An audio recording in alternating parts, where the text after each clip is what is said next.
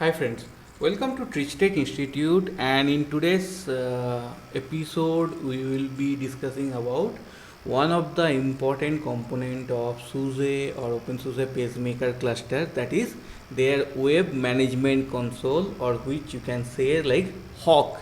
So we'll see how you can access the web management console and how you can use that to monitor or maintain or manage your SUSE pacemaker cluster. So for doing that, what you can do, either you use the IP address or node node name of your active node of the cluster, or instead of doing that, what you can do, you can set up on virtual IP and then you use this 7630 port, so virtual IP or virtual name, so like that you can use and you can access. So when you try to open that, if you are using self-signed certificate, you will get a self-signed certificate. So here you can see, right, connection is not secure because I am using my own self-signed certificate. So in that case you may require to accept that certificate. Once you do that, you get this kind of login page, so where you log in with HA cluster and whatever is the password or whatever user you used, or you can probably log in with root also, but better to log in with HA cluster and then you do login. So as soon as you log in, you come into the status page where you can see what all resource you have configured and they are running on which node. So you can see like this is a group G web server. Here you can see that group option and it's running on node 2.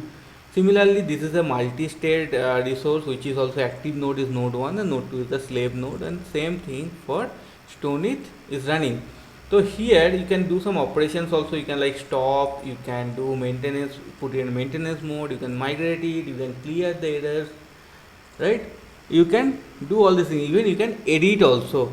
Now there is one more tab that's called nodes. So if you go to the nodes, you will see which are the nodes part of that cluster, and this symbol, house symbol, means this is the online active node, this is the secondary node.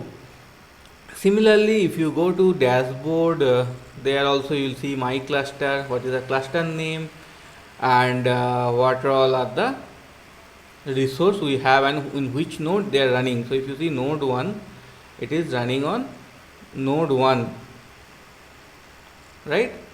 So similarly, if I go to troubleshooting, you can do all the history, command log and all. Then if you go to configure, this is the important part in Hawk. So if you don't know the commands, how to create a resource or put it into something, so you can go to configure, and from here you can choose which type of resource you want to add. Like primitive is like a direct resource, where a group is like group of resource, clone is like same service will be running on both the servers, or same resource will be running on both the servers. Multi-state means like one will be like promoted, one will be like demoted. Means promoted means nothing but that is like a master node, and demoted means like there is a slave node.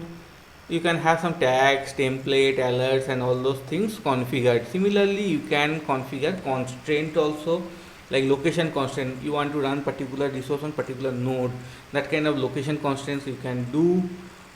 Like this, you click on this and which resource and what is the score and all.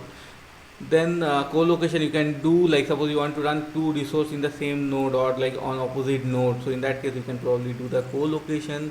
In order part, you can do like you want to suppose set up a web server where you have a one resource for file system, one resource for virtual IP, one resource for your HTTP service. So what you can do, probably you can put a order like first my file system will get mounted, then my IP address will get activated, then my service will be activated. So like that you can add the constraint, and you can edit the configurations. Like if you click on edit, so resource and all, you will see here you can do edit of them, you can rename them. Same thing for constraint, you can see there are various constraints are there. So I can do one thing, this location constraint is there, right? Suppose I want to delete, what I do, click on delete, so you can see this location constraint is gone. You can see from here location deleted successfully. Same one more is there, I can delete this also because this location constraint I don't need. Then similarly, if you see here, if I go to notes, let it load. So you can see all the nodes. You can add a node, probably you can edit a node, you can delete a node, whatever you want to do. Tags, you can use alerts, you can do fencing, you can do edit and all those things. Similarly, if you go to cluster configuration part, here you can do like stone it enable or not, resource stickiness, migration threshold, all these options you can do, and roles also you can edit or configure or add. So like this, very easily you can use Hawk web portal, and from there you can manage your PageMaker cluster hosted on SUSE or OpenSUSE servers.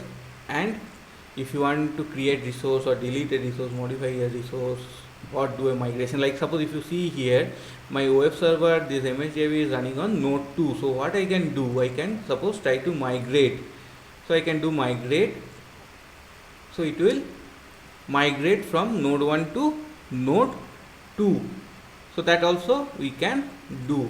So like this, you can use Hawk to maintain or manage your SUSE cluster. So hope you have liked this tutorial series, and so if you like it, please press the like button, share this video with your friends and colleagues so that they can also learn from this.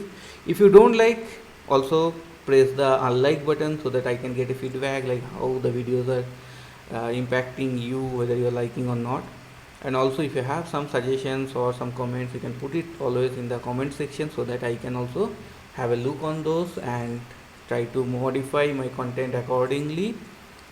So bye, have a good day. We will see you in our next video. Till then, if you don't subscribe my channel, please subscribe it and press the bell icon. So bye, have a good day.